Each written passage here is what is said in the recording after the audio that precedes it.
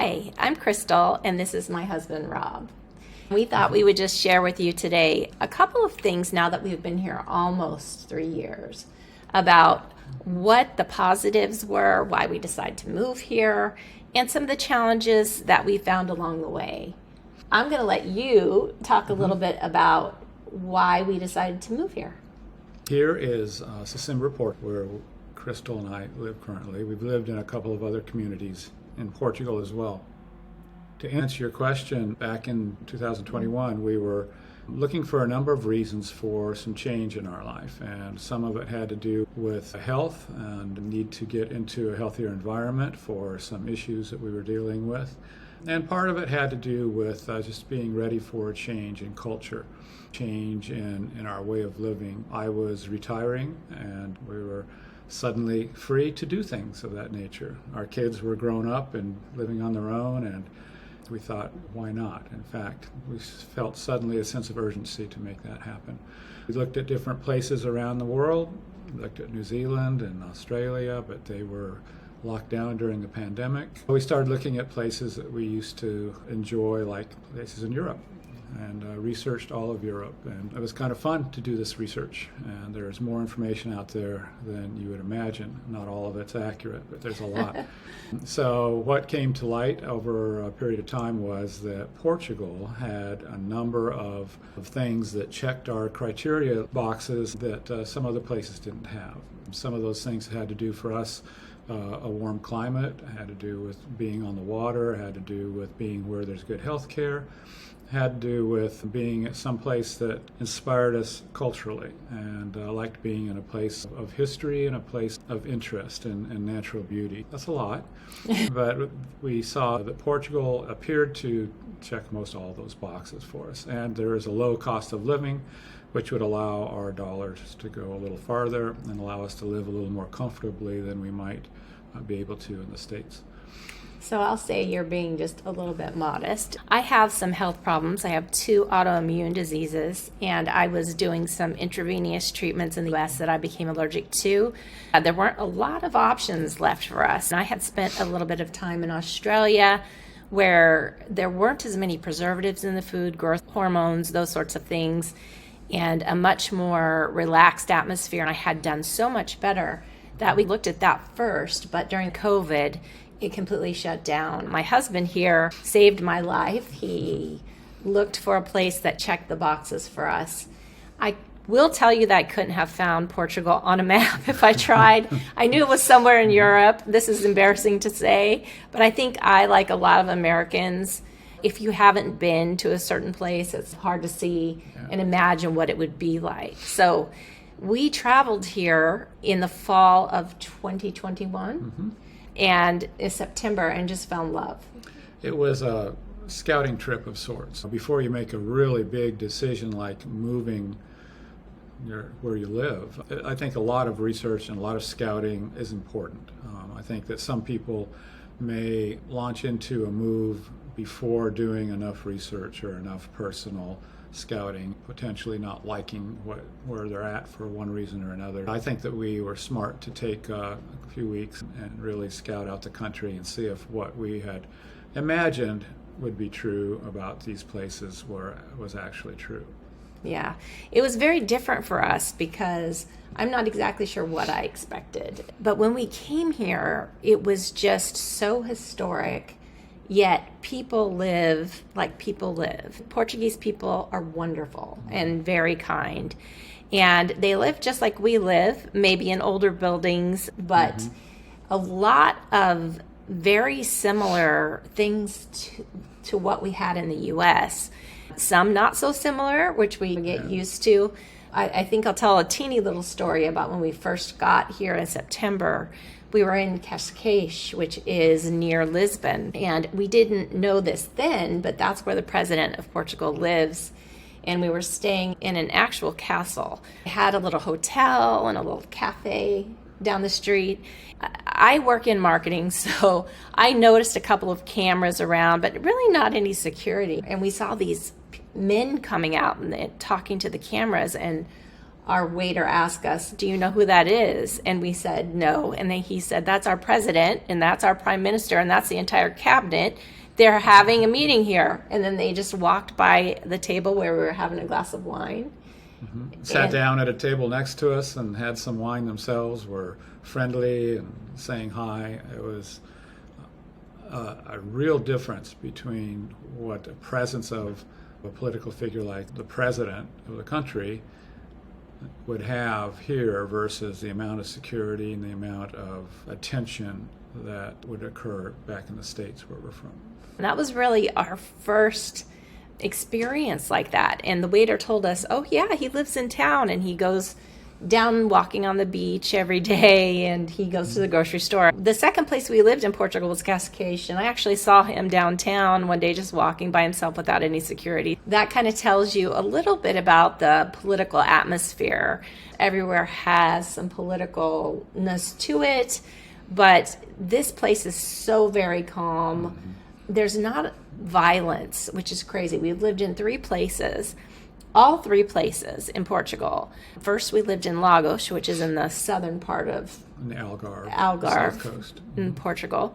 And then we moved to Cascais. I did get some allergies and some asthma there, so the doctor told us to move. But now we live in Sesimbra, which is about 45 minutes away, but in a completely different climate. It's a small fishing village. So in our 3 years, we have had some experiences and spent 2 months traveling the whole entire country of Portugal. I'll also note about being a safe, secure place. There is no place that we have been that we would have any fear whatsoever to walk at any hour of the night alone on the streets. It's just completely safe feeling that you have being here. I think that there are differences of opinions. There's many different cultures and different nationalities, but all of them just get along. People aren't judgmental. Nobody cares how you live as long as you're not bothering other people. And it's a really wonderful thing about this place. It is, and I am so much healthier than I've ever been. We'll get into a little bit about the healthcare in a minute, but I thought it would be great if Rob could just share with you a little bit about our journey of getting our temporary residence here, and then how long it takes us to get citizenship. We've been here almost coming up on 3 years.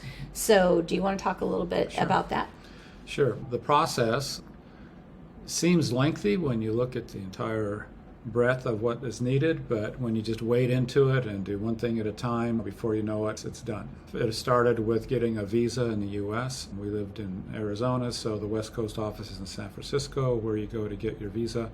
Long questionnaires, lots of bureaucracy involved, but once you provide everything they're looking for, you go for an interview, and as long as you have everything that they're looking for, there should be no problem.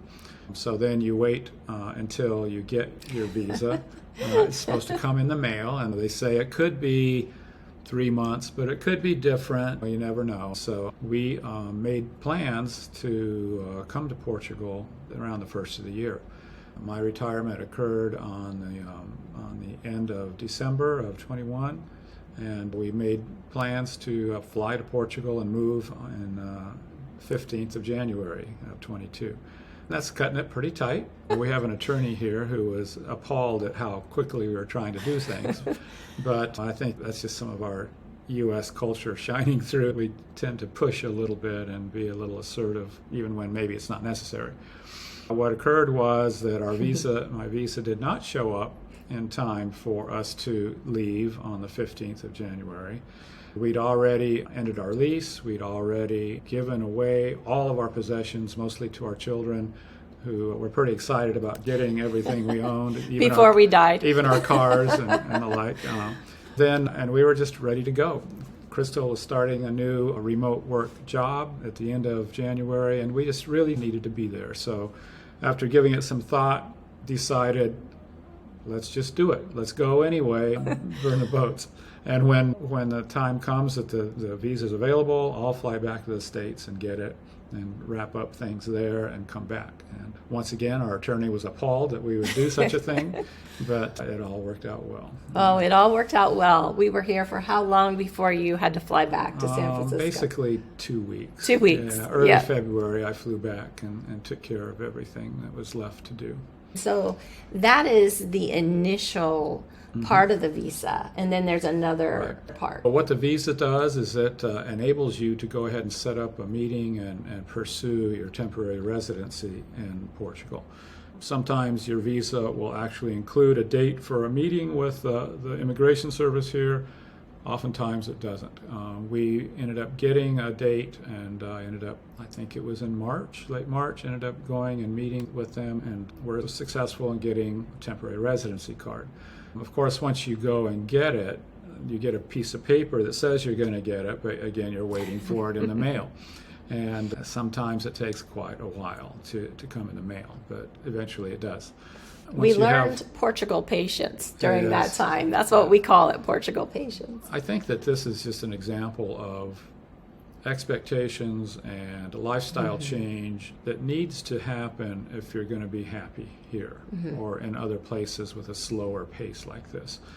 I think that expecting a new place that you go to be like where you came from defeats the purpose of going to a new place and experiencing their culture and their history and what It's they harder do to begin with. I think that it's important that the mindset is that I'm going to treat this as an adventure, and we're going to go and we're going to do this, and every barrier that pops up, we'll find a way to deal with it, and we're going to do it with a smile.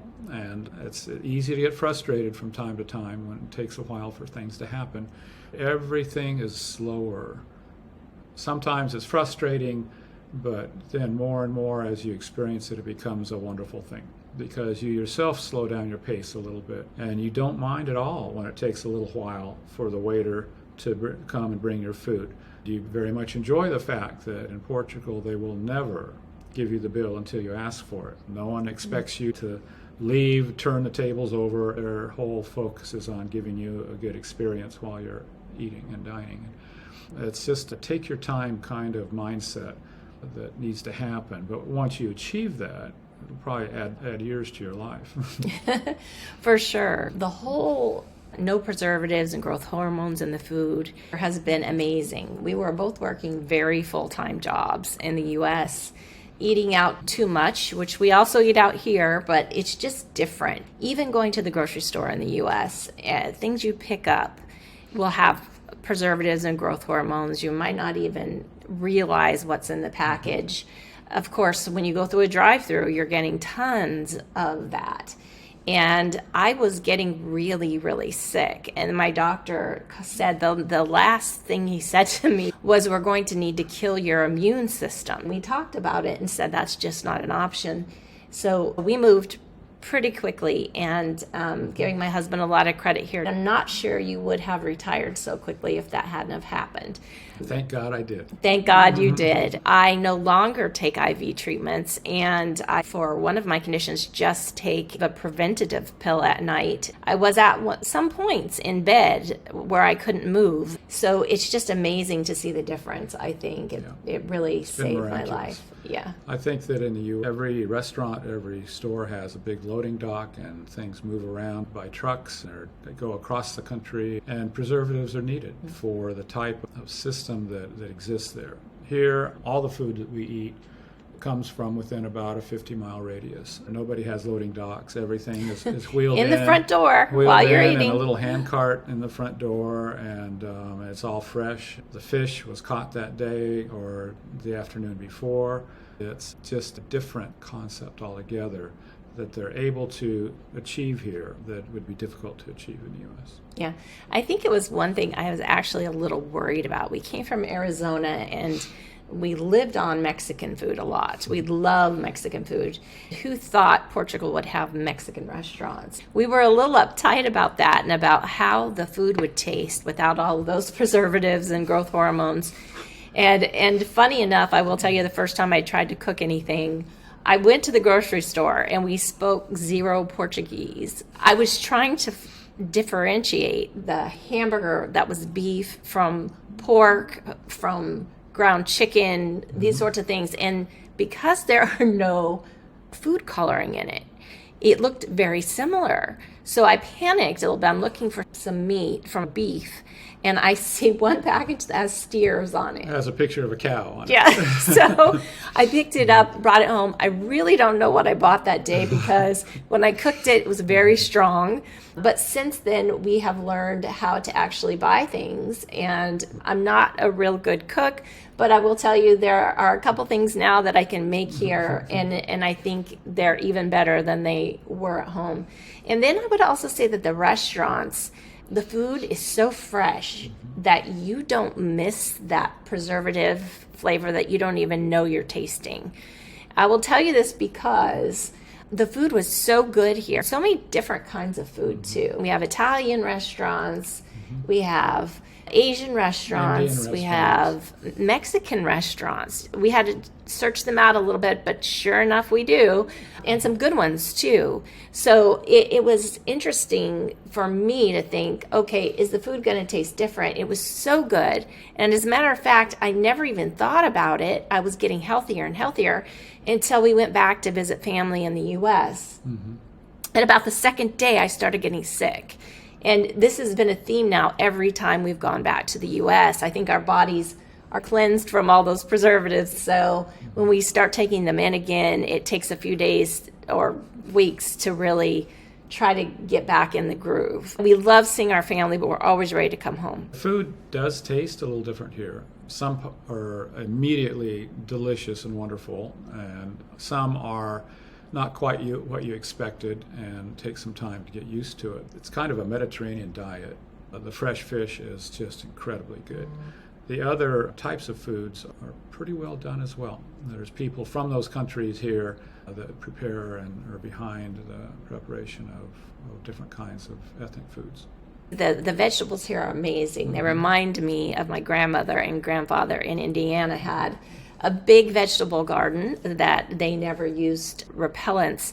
The tomatoes, which I never used to eat in the U.S., are just phenomenal here. I mean, every vegetable you have is so flavorful, and fruits. It's crazy. You go to buy your vegetables and fruits at a market, and there's a big open air, sometimes it's not, market with many different booths of people selling vegetables, fruits, nuts, things from their farms where they grew it. It's a cultural experience because you meet people there, you hear about their experiences in growing foods, living in this kind of economy, and at the same time you're able to select some really outstanding types of foods that you would like. That's fun. And you can go then and see in the market where the fish is presented, and it's all on ice in giant display cases. It's every kind of sea life you can imagine. Some of it's pretty scary looking.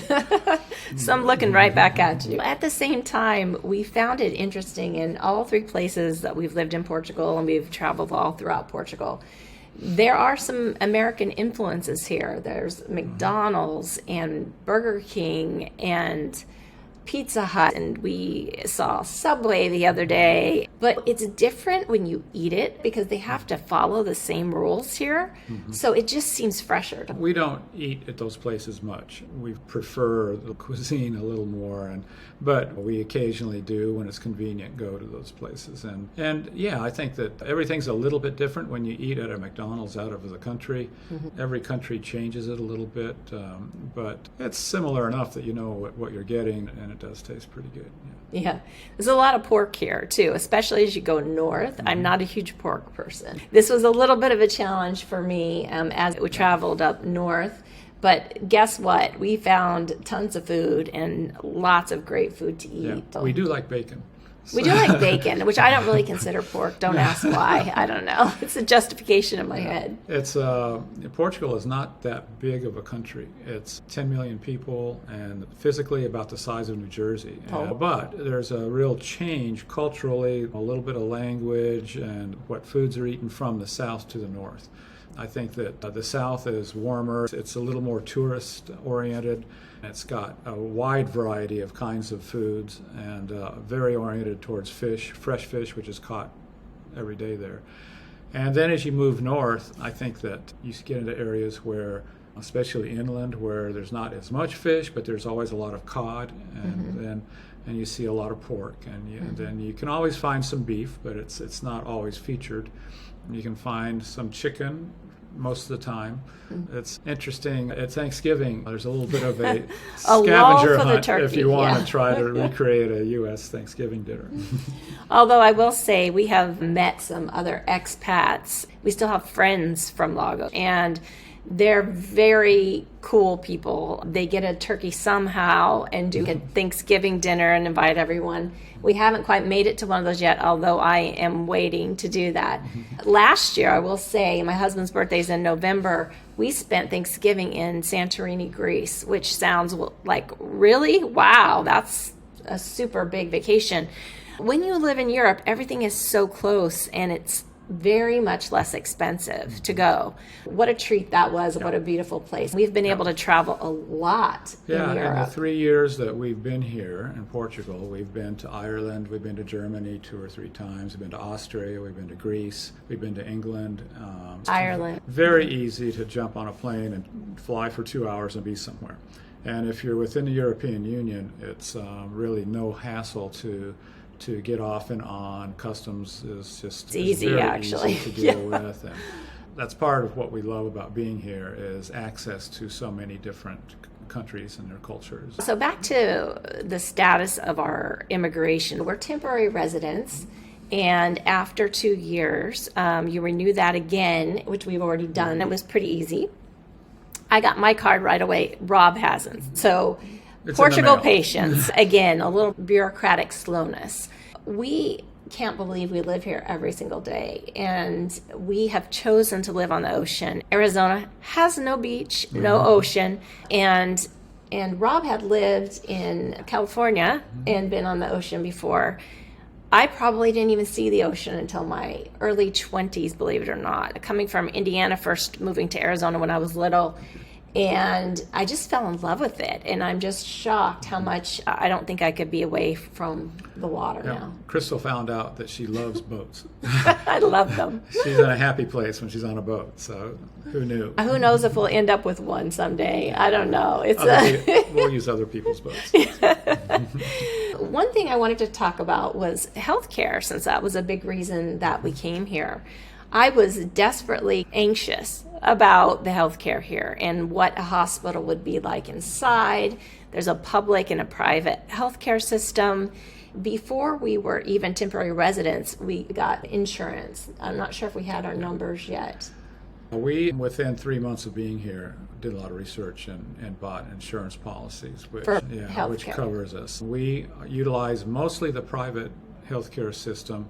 It's cost a little more English spoken in them, but basically it's something that allows us to get access a little quicker and a little easier for us. The public system is very good too.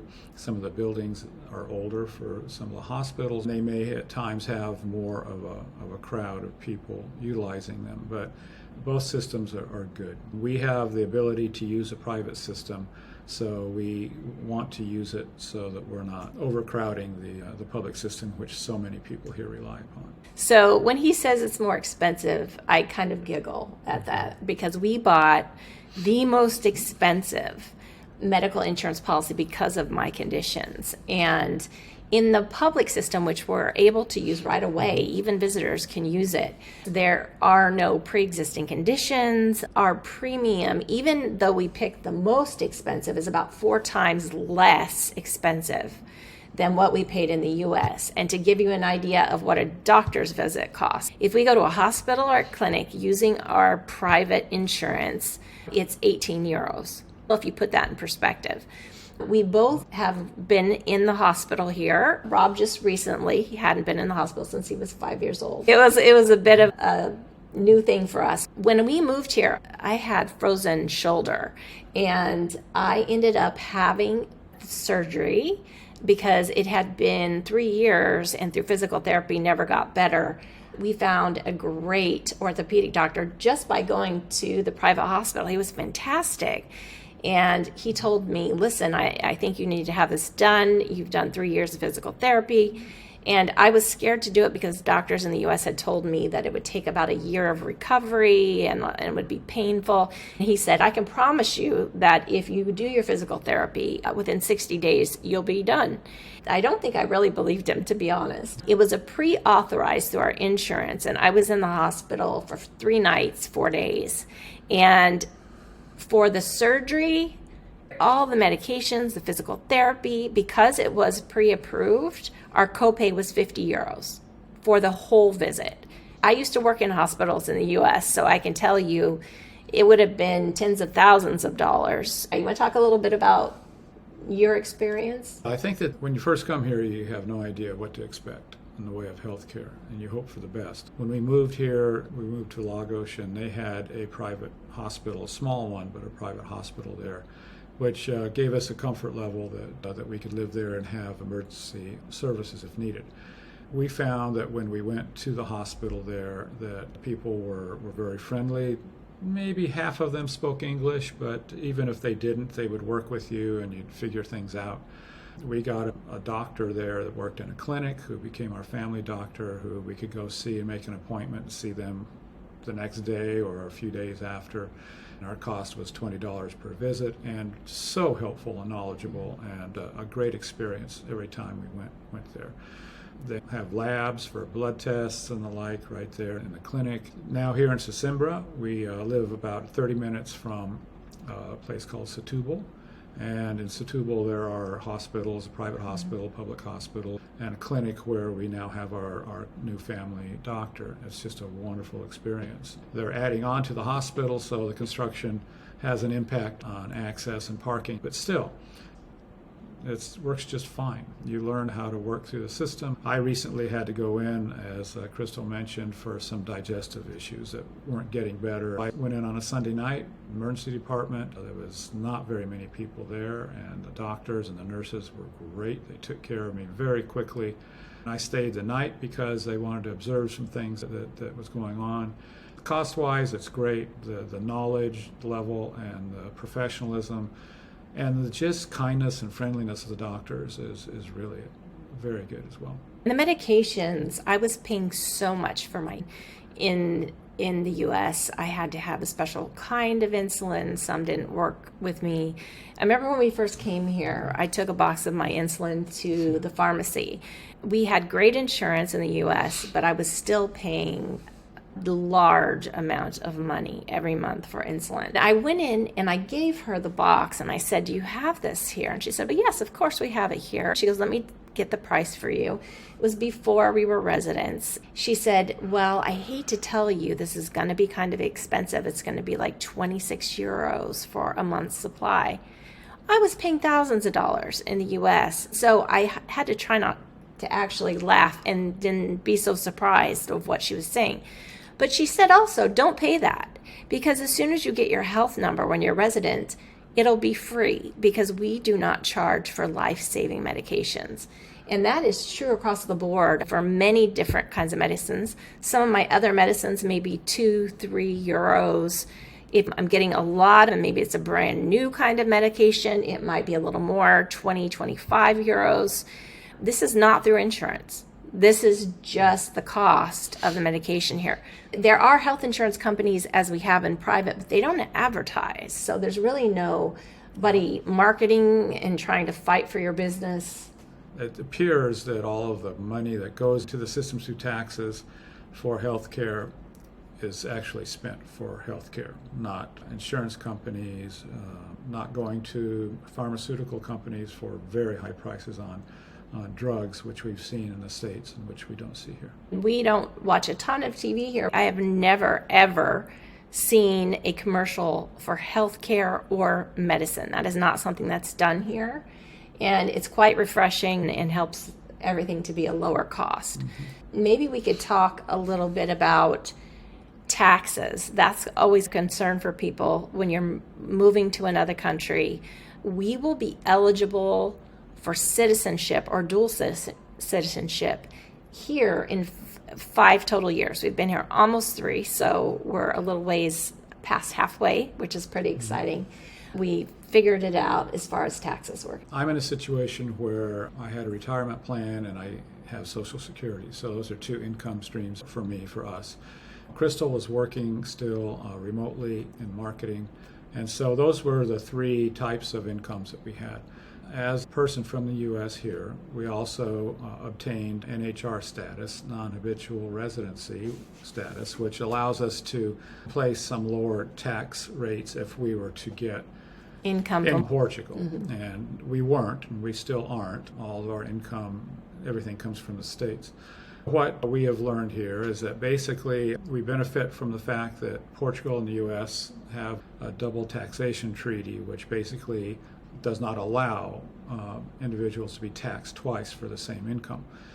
But there's a little complexity to it. For the most part, what we make in the U.S. is taxed in the U.S., just like it always was. Then we go ahead and turn in our tax returns with information to the Portuguese tax authority. Basically, they say, okay, it looks like you've been sufficiently taxed. We'll see you next year. There's some difference in types of revenue for us, or income. My retirement money is very uncomplicated. When you tell them what you made, and there's no problem. If you're working here like Crystal has been as a consultant, or working on your own, self-employed, then there are some tax issues that you have to go through, and you may be taxed some here for some of that income.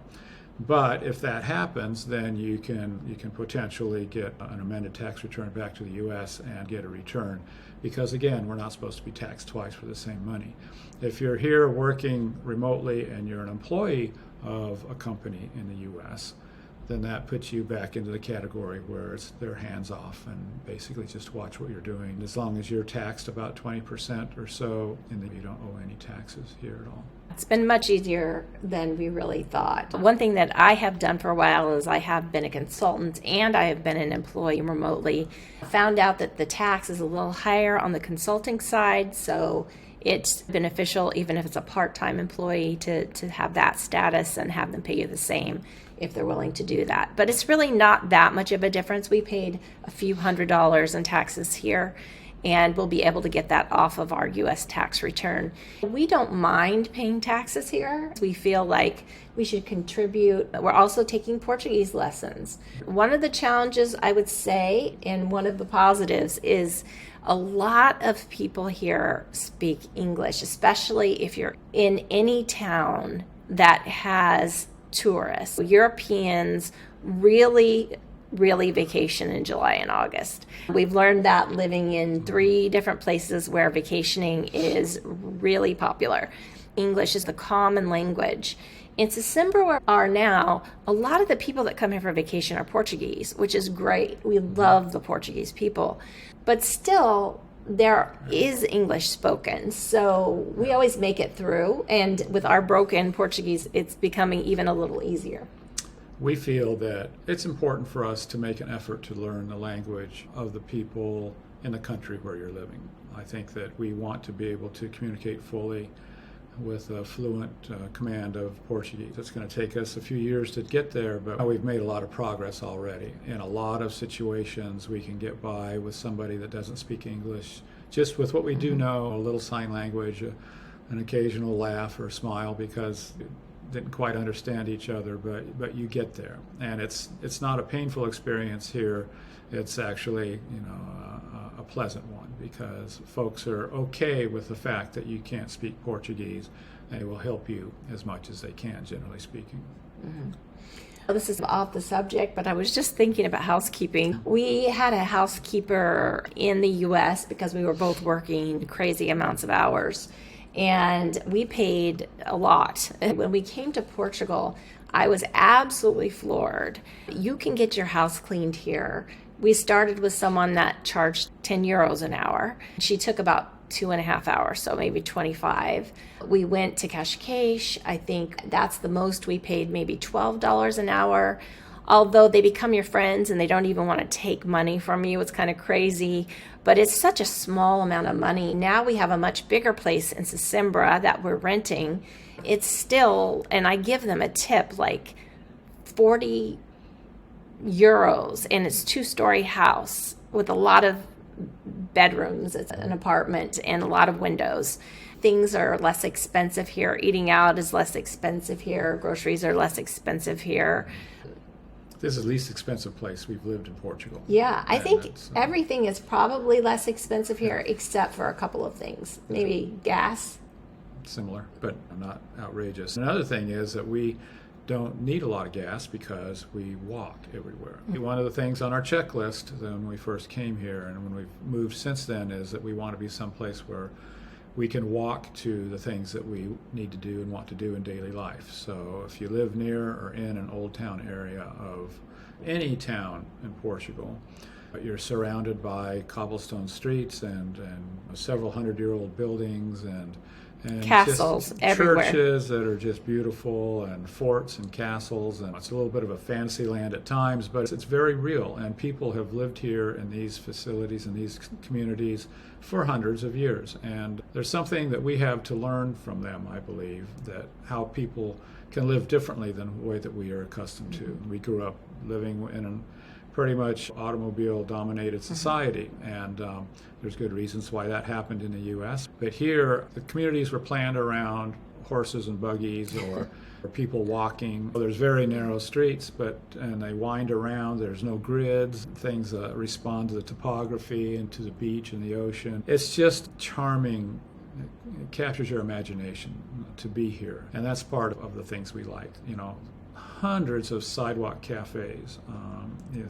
We went through the end of the pandemic period and ate outside basically every day, which is a safe place to be compared to being indoors. But even without that, we just really enjoy sitting at a little table on a sidewalk cafe and watch the world go by, and you're in this beautiful, charming little environment of a historic town. I think that we also walk a lot, so it makes us a little healthier. Definitely walk more than we used to. And it's not walking for exercise, it's walking for pleasure, to go to the store, go to the market, go to the restaurant, go to the beach, wherever. You can just walk most everywhere. We basically put gas in our car about once a month. It's taken me a little while to be comfortable with driving here. I was so used to driving in the U.S. where there were stoplights everywhere. Here, there are much fewer stoplights and more so roundabouts. So it took me a little bit to get my courage up as people were zipping into the roundabout. Someone told me to look at it like the flow of water. You just go into the flow. And I've really come a long way, and it's really not hard to drive here. But I don't think you want a big SUV. You do see some people with it. I'm not sure how they make it sometimes down the small streets. We got a car. We both had SUVs before. We have one car, but we barely fill it with gas because we're constantly walking everywhere. As an architect and a planner, I take a look at the big picture of these communities here and throughout Europe, and I believe that the roundabouts are a much preferable arrangement to the stoplights that you have everywhere in the U.S. It takes just a little while to get used to how to enter and exit the roundabout safely. The thing is that you can go quite a ways and never have to stop your car. You just continue to flow around and through traffic, and I think that they're just very efficient. Once you learn how to use them, they work pretty well. In Portugal and other European cities, there's not necessarily a grid, so you have streets going everywhere, and the roundabouts handle that situation really well. You might have 5 or 6 streets coming into a roundabout. You just get on and get off where you need to. If that were a traffic light, it'd get pretty complicated. I think we see a lot less accidents here, for sure, on the streets. You don't see head-on accidents or people turning left and getting T-boned here. That just doesn't happen. Thank you for listening to us today. We have lots of friends and folks who ask us all the time about moving to Portugal. I think we would agree it's the best thing we ever did. For us, it was the best decision we ever made. Not for everybody, but do some research first and do some scouting. Go visit places that you might be interested in. Go at a couple times a year if you can, and think it through before you make the change, and you're much more likely to end up someplace where you want to be. Thanks again for joining us today, and hope you have a great day. So, até logo. We'll see you soon. Bye.